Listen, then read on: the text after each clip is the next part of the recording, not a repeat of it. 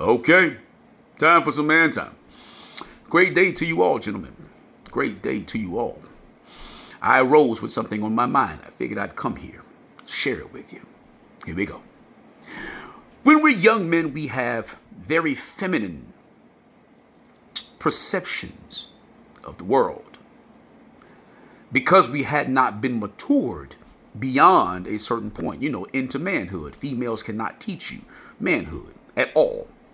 No female can make a man confident. What you call strong is not confidence. Because confidence means you have to have leadership. You have to be in charge, in control of yourself. And so if you are a son, you cannot ever learn confidence. You can only learn confidence as your own man. In fact, confidence doesn't come from succeeding. It doesn't come from getting anything right. It doesn't come from preventing anything wrong. Confidence comes from wrong, having to make corrections, things of that nature. So if you have not gotten a lot of shit wrong and had to make a lot of corrections, it means you don't have mastery. And if you don't have mastery, you cannot possibly have confidence. That's how that works. Now, if you don't have the confidence because your mother won't let you get shit too wrong because she doesn't want you creating things for her to fix, it also means she does not let you off the leash so that you can go out there and get shit wrong for you to fix. I know. This means we're taught and trained and conditioned to think, feel, operate like women.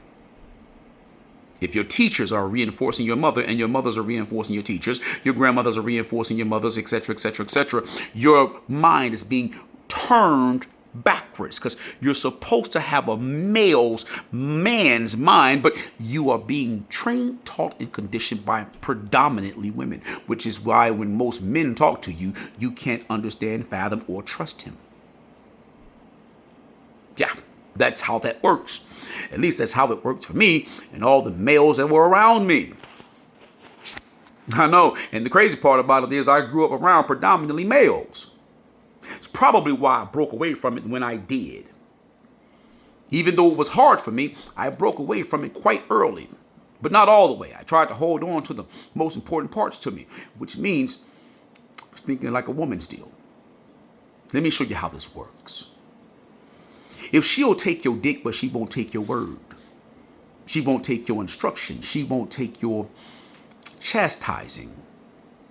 She won't take your criticisms. What does it mean? She'll let you put dick inside of her, but she won't let you put your personality inside of her, your influence. What does it mean? She'll open her legs to you, but she won't open her head and mind to you. She'll open her womb to you, but she won't open her heart to you. What does it mean? She'll let you beat the pussy, but she won't let you smack her out of bed. You can smack her when you're in the pussy, but you can't smack her when you're not.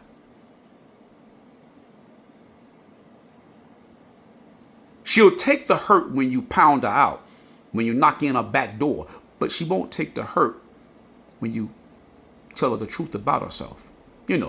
She could take the physical hurt sometimes, but she don't take the mental and emotional hurt, never. What does it mean? I know. And if you were trained, taught, and conditioned by that, what does it mean?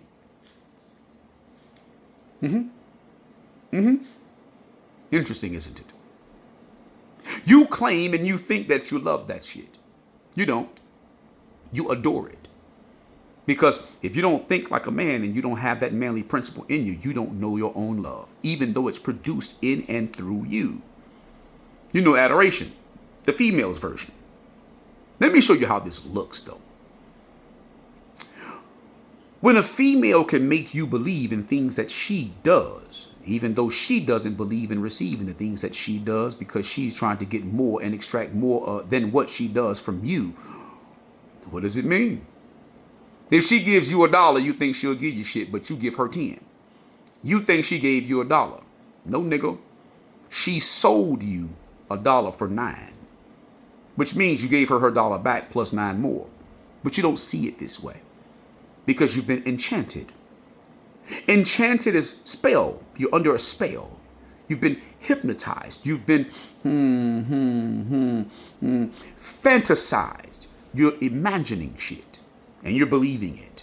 You're ignoring the truth for the lie. I know.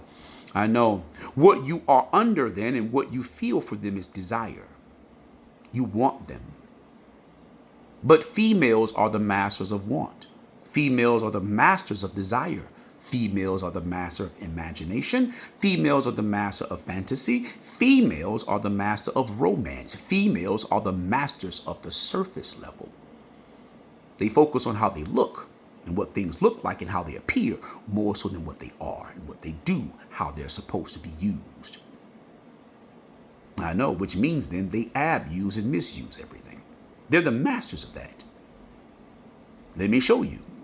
Desire means to desire. Sire is a noble term for a knight or king.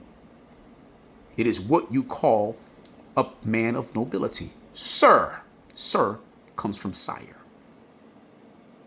Yeah, so to desire means to not sire. It means to humble you.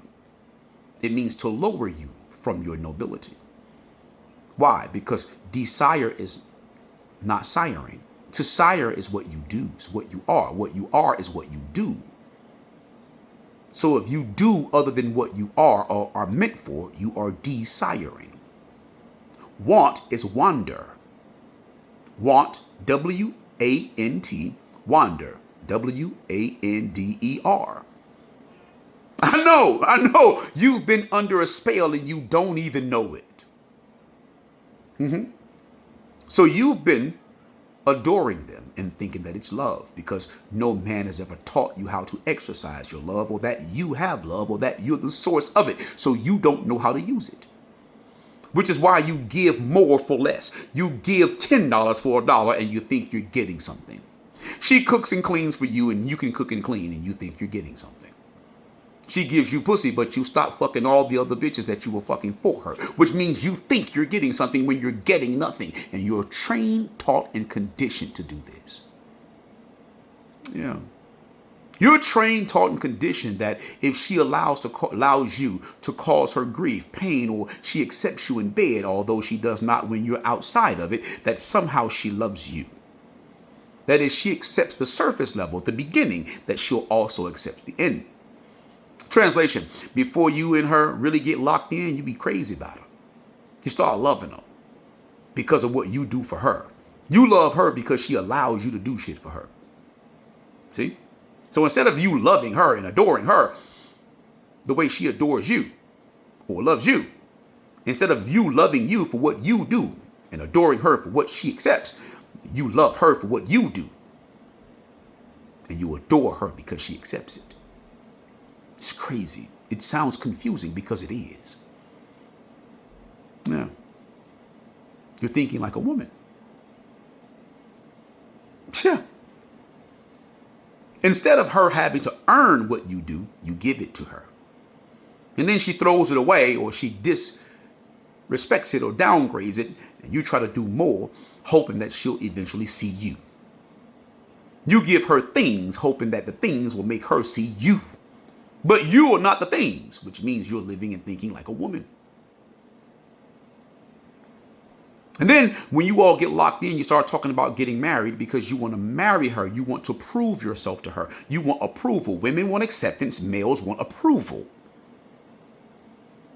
Yeah. She wants you to accept her dominion over you. Her imposing her will upon you. And you want her to approve of the things that you do in allowing it. You don't even know this because you're thinking like a woman.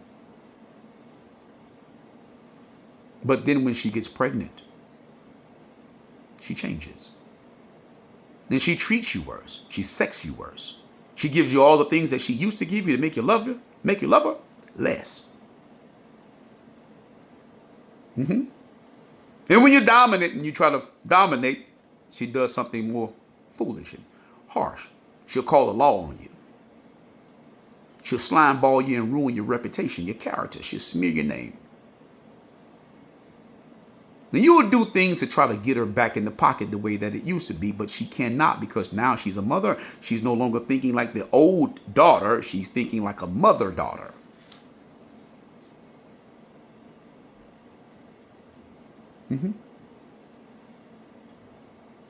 And you wonder why she doesn't respect you, because you don't. You don't respect you. She's doing to you what you are doing to you. She's ignoring who you are because you're ignoring who you are. She's ignoring what you do because you're ignoring what you do. She's devaluing you because you devalue you.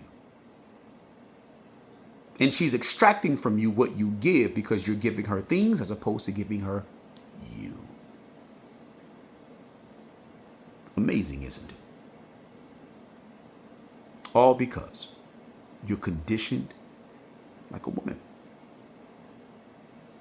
You're conditioned to see the lie and turn a blind eye to the truth. You're conditioned to love the receiver as opposed to the giver. You're conditioned to fall in love with what you do for people as opposed to the fact that you can do it. You work hard to be able to do the things that you do, which means you should celebrate it first, which is why Daddy used to get the big piece of chicken. He bought it. He worked for it. That's why he gets it. That bitch wasn't doing him no favors. Because back then, we go 80, 90 years ago, 100 years ago, if the bitch didn't give Daddy the big piece of chicken, he probably put her out. Yeah. He probably put her out because she don't respect his value, his worth, his love. The truth. Yeah. Yeah. I'm going to leave you with this. When God made Eve, he instructed Adam to give her a job. Adam did. But instead of doing her job, she went out into the field and then she wandered into the garden. And while she was wandering in the garden, she was idle, which means the opposite of working. She was idle. And when she saw the tree, she saw how beautiful it was. She saw that it was good for food instead of fruit. Food, opposite of fruit. Idle, opposite of working. And when the serpent responded to her, the serpent didn't lie to her. He told her the surface level.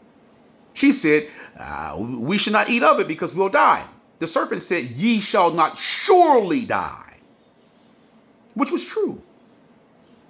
Gave her the surface level, which probably indicates the serpent was the mother figure. Meaning your body won't die, just your mind will. And then the serpent said, God knows that you will become like one of them. Them. But if the serpent knew the real deal, it means the serpent was there first. Probably even before Adam. I know. And if it didn't say us, it was saying them, meaning male versus female. Could be, possibly, right? Right. And then she gave it to her husband. And he did eat. Now, I need you to fast forward because when God called Adam first, he spoke to Adam, and then he looked at the woman and said, what did you do? That's chastising. And told the woman what would happen, and then turned to the serpent and said, hey, because you have done this, this is what's going to happen. And then he cast them all out. Most of you niggas don't know how to put your bitch out.